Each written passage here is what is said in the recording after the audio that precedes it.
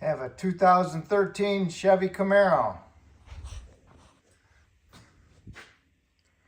with a 6.2 V8 engine mounts.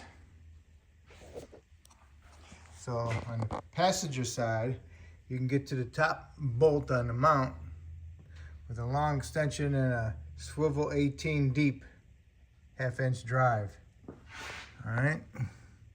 So I got my extension down there, my socket on it. I'll show you the other side in a second, hold on. And this would be the driver's side. All right, there it is right there. Okay. That one's easier to get to. Right by the steering shaft. So we'll remove those two top nuts and then we'll raise it up and we'll see what we're into. I got both my nuts off with a 20-inch extension, 18 swivel, kind of a deep. All right, here's what the mount looks like. So I don't know if this is probably the bottom. This is probably the top. I don't know. Find out. I loosened up the air cleaner box just in case. I gotta jack it up a little bit. I don't want to put any stress on the intake tube or anything. These, you gotta push these levers that way, and then you can get this off. Here's the driver's side one. So we gotta remove the nut on that. Huh. That's nice. I'm gonna remove the nut on that. Huh.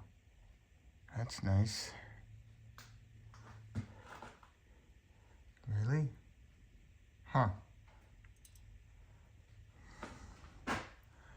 No way, you think? You think that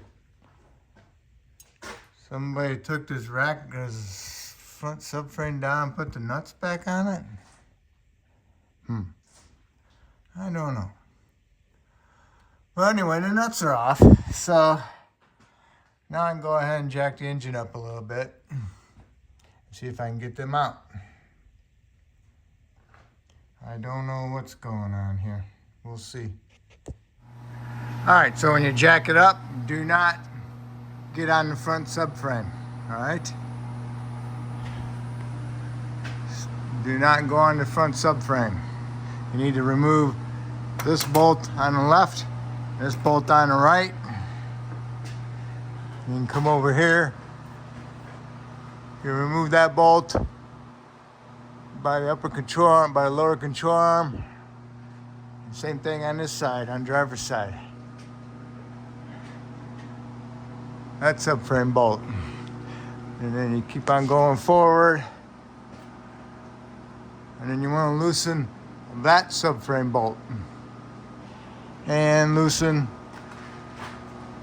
that subframe bolt, okay? And also you can support your engine on the front of the oil pan like that. Make sure you use blocks. And you can jack it up approximately the length of the threads on that motor mount, which is about 1.5 inches. Wouldn't go any farther than that. So my idea is to lower this subframe down. Lower the subframe down like that, and then we can finish getting our mounts out, okay? Because they're pretty loose, but we're just sliding back and forth. All right, these are really long, okay? Okay, this one's a 24, that one's a 24, this one's a 21 in the subframe right here, and the one in the front is a 21 also. 21, 21, 24, okay? All right, it needs to come down more than this. All right, needs to come down more than that. I put another jack stand under it to support it. So I'll lower it down and see what it looks like.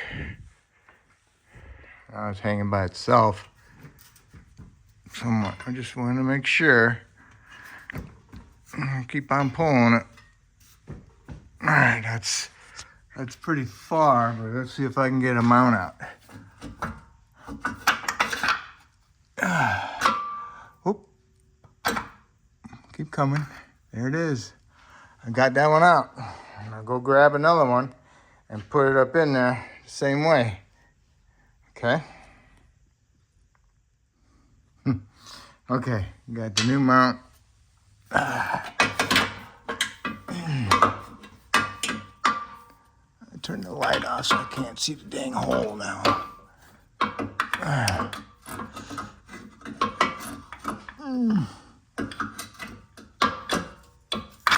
It's in the hole. Make sure it's in the base with the little notch on it. I'll come over here, take this one out. This is a little tighter. There we go. Grab it like that. Okay. Grab the new one like that. All right, got a new one. Nothing ever goes the same way. I know.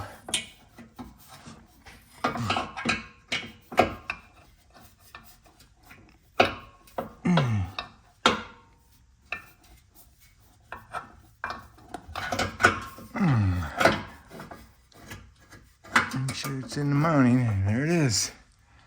Now, I can just go ahead and jack up my subframe and line up all my bolts and then let it hang and then equally tighten them up.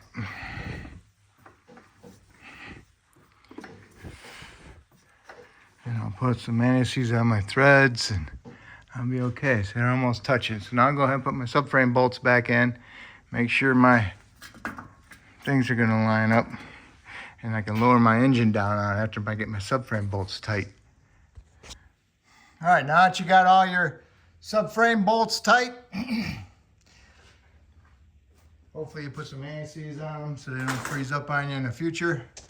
So, got all of them tight, so now I can remove my jack stand off of this one, and then I can lower my engine down.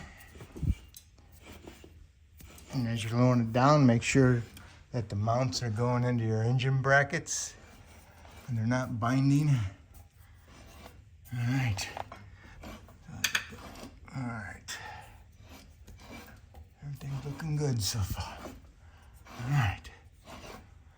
All right. Now I can go ahead and remove my stand, my stands, put my nuts on the bottom and tighten those up. All right. Motor mount nuts are on the bottom. Torque those to like 60 foot-pounds. Subframe bolts, I'm gonna be 80 foot-pounds, okay? All right, so now we're done underneath. Now we can go back on top and put our nuts on and tighten them up.